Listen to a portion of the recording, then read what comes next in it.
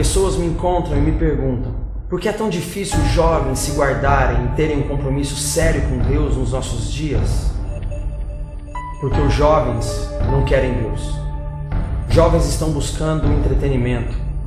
Jovens muitas vezes buscam apenas marcar um encontro. Jovens não querem um compromisso e uma vida diária com Deus. A cada dia mais, estamos vivendo culturas do mundo. E o mundo tem invadido a igreja e destruído princípios do Evangelho. Precisamos voltar aos fundamentos de todas as coisas. A Bíblia é a nossa base, o fundamento da vida cristã. Tudo o que precisamos viver está na palavra.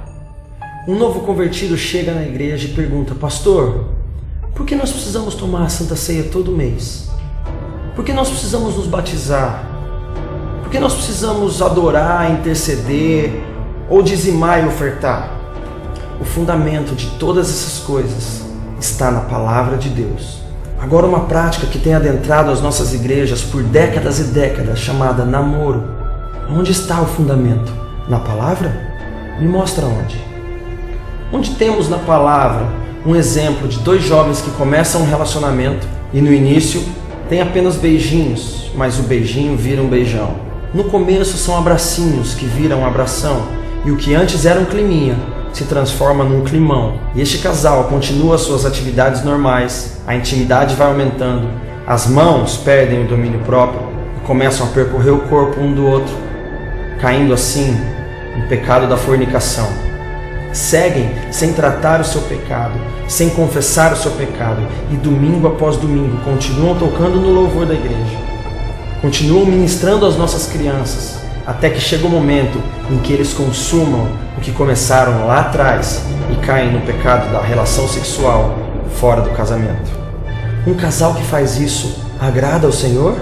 Ou isso não acontece nos namoros dentro da igreja? Será que estamos falando de uma utopia? De um sonho? De uma ilusão? Infelizmente, não. Temos ido a muitas cidades da nação brasileira e a história se repete. Será que não percebemos a estratégia do inimigo? Por que o namoro dá tanto problema dentro da igreja?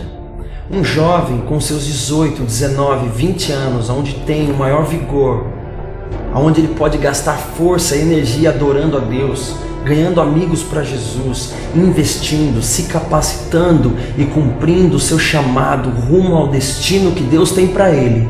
Nessa hora, esse jovem começa um namoro e a sua vida com Deus começa a ficar inconstante.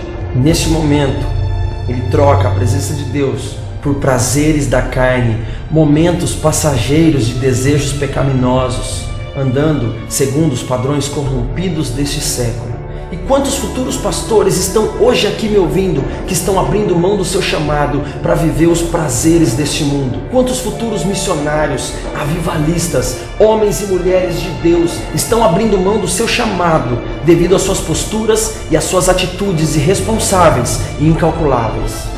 Por que o namoro dá tanto problema na igreja? Porque iniciamos um processo que não podemos ir até o fim.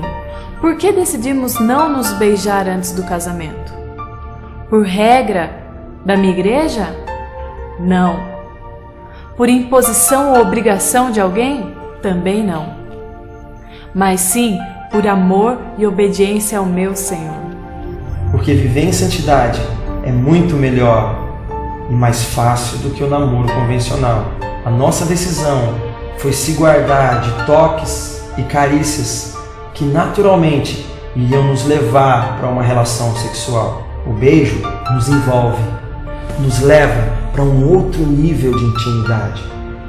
O beijo, segundo a ciência, é a primeira penetração. Se eu não posso ir até o final, por que então vou iniciar o processo? A nossa decisão foi esperar. A nossa decisão foi confiar no Senhor e aguardar até o momento em que o pastor disse: agora sim, o noivo pode beijar a noiva. Pensa comigo, o namoro não faz muito sentido dentro da igreja. Se na nossa vida nós precisamos matar a cada dia a nossa carne, pois a palavra diz que a carne milita contra o espírito. Então por que vamos ficar dando pequenas porções para que ela não morra totalmente? Então, por que insistimos em viver dentro da igreja um padrão que é do mundo, de pessoas que não conhecem a Deus?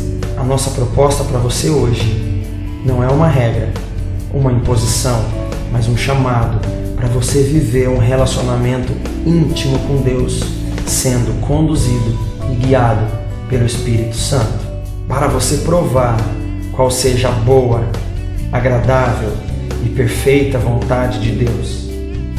Vale a pena viver santidade. Hoje, seja você a oferta.